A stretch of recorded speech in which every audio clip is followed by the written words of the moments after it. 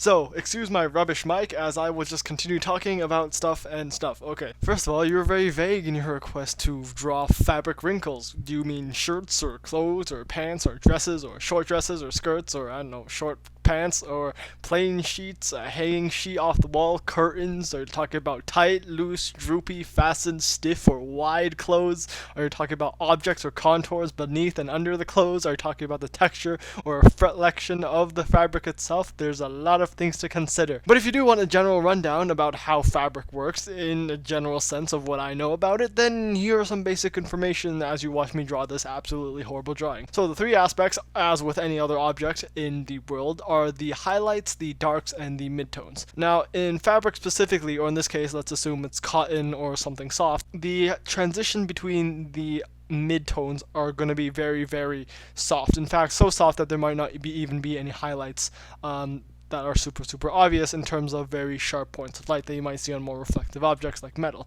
Now, of course, this depends based on the different textures that your clothes might have.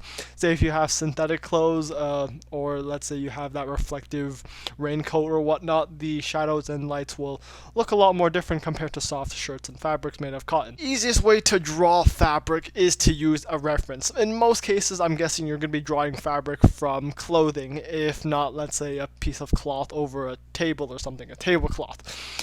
Now, in terms of clothing, the easiest thing to do is to go to Google, search up clothes, or search up people wearing XYZ, whatever clothes you need in whatever position they might be. Like, if you want to find out how to draw folds when someone's sitting with jeans, then search up person sitting, or person wearing jeans, person sitting with jeans, and I'm guessing you're probably going to find someone somewhere at the probably correct-ish angle wearing jeans that you could probably assume off of. Now, all pieces of clothing or fabrics have wrinkles and folds. Now, the direction of these folds is determined by either the contours of the object underneath the clothing or just how it's folded up on top of itself. This, of course, forms the shadows and the highlights and the other outline features that you might notice. Now, in terms of outline features, what you do when sketching or drawing fabric is to outline those specific features that you might see.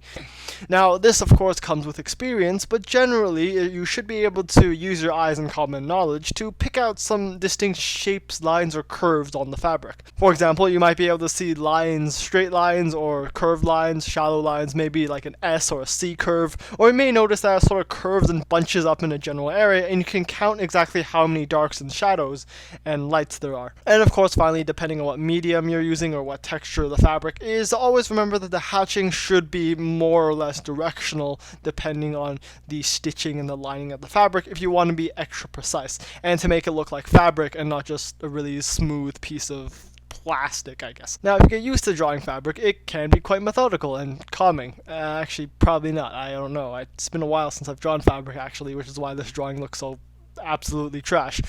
But yeah, okay, moving on.